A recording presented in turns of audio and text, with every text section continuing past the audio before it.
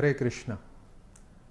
જગન્નાથ રથયાત્રા એ ફક્ત એક ઉત્સવ નથી, પરંતુ એક વૈશ્વિક ભાઈચારો, આનંદ અને એકતાનો એક ઉત્સવ છે, જ્યાં આખા વિશ્વમાં લોકો આવીને ભગવાનની કરુણાનું આસ્વાદન કરે છે.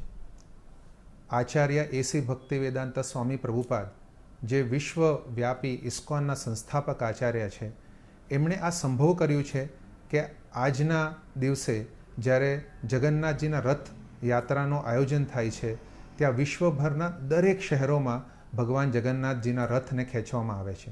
અને એ કોઈ પણ પ્રજાતિના લોકો હોય, બધા આવીને ભગવાનનું રથ ખેંચે છે, ભગવાનના નામનું ગુણગાન કરે છે, ભગવાનને ભોગ ધરાયેલું પ્રસાદ ગ્રહણ કરે છે અને પોતે જાણે છે કે એ ફક્ત આ ભૌતિક જગતના જીવ નથી, પરંતુ ભગવાનના અંશ છે. જગન્નાથ એટલે વિશ્વના નાથ. એને કોઈ પણ પાબંદી નથી હોતી. જગન્નાથ એ ફક્ત કોઈ એક કોમ, કોઈ એક રાજ્ય કે કોઈ એક દેશના જગન્નાથ નથી, એ સંપૂર્ણ વિશ્વના નાથ છે.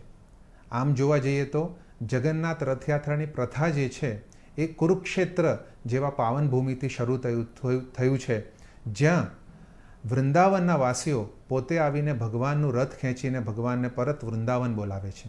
આમ તો ભગવાન કૃષ્ણ ક્યારેય વૃંદાવન છોડતા નથી, પરંતુ જ્યારે દ્વારકાનું રાજ સંભાળવા માટે ભગવાન દ્વારકા જાય છે અને પછી જ્યારે એક પ્રથા માટે જ્યારે કુરુક્ષેત્ર આવે છે, ત્યારે જે ભાવ વિભોર થયેલા વ્રજવાસીઓ છે એ આવીને ભગવાનનું રથ જબરજસ્તી ખેંચીને વૃંદાવન લઈ જાય છે અને એ જ પ્રથાને રથયાત્રા તરીકે ઉજવાઈ રહ્યું છે. આ રથયાત્રા જે છે એ ફક્ત એકતા, ભાઈચારાનો સંકેત જ નથી, પરંતુ લોકો માટે એક એવો સંદેશો આપે છે જ્યાં ભગવાન પોતે આવીને ભગવાન પોતાના દર્શન આપે છે. સામાન્ય રીતે તો લોકો મંદિરે જઈને ભગવાનના દર્શન કરે છે અને પોતાની પ્રાર્થના વ્યક્ત કરે છે, પણ આ એક એવો ઉત્સવ છે જ્યાં ભગવાન પોતે આવીને એમની કરુણાનું કૃપા જે છે લોકો સુધી પહોંચાડવા માગે છે.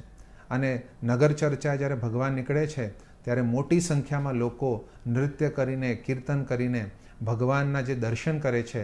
શાસ્ત્રમાં કહેવાય છે રથે ચ વમનમ, કે જે વ્યક્તિ એકવાર ભગવાનને રથમાં જોઈ લે એને ફરી આ ભૌતિક જગતનું પુનર્જન્મ નથી જોવું પડતું.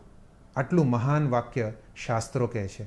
એટલે કે આ ઉત્સવથી ભગવાન આ રથયાત્રાથી એવો સંદેશો આપે છે આપણને બધાને કે આપણે આ ભૌતિક સંપત્તિ, ભૌતિક આનંદને ભોગવાનો આપણો જીવનનો લક્ષ્ય ન હોવો જોઈએ, પણ આપણો જે ભગવાન સાથેનો જે શાશ્વત સંબંધ છે એને કઈ રીતે આપણે જોડીએ અને એની માટે ભગવાનના કરુણામય સ્વરૂપ આવીને આપણા સમક્ષ આપણને વારંવાર આગ્રહ કરે છે કે આઈને તમે શરણાગત કરો અને પોતાનું જીવન સાર્થક બનાવો.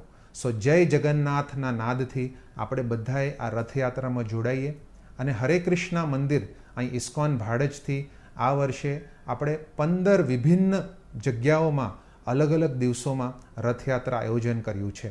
24મી જુલાઈએ બહુડા, એટલે કે જે 8 દિવસનો રથયાત્રા છે એ 8 દિવસ અલગ અલગ વિસ્તારમાં અહીં ઇસ્કોન ભાડજથી રથયાત્રા આયોજન કરવામાં આવ્યું છે અને મોટી સંખ્યામાં, હજારોની સંખ્યામાં લોકો ભગવાનના આ ઉત્સવમાં જોડાય અને પોતાનું જીવન સાર્થક કરે, એ અમારી પ્રાર્થના છે.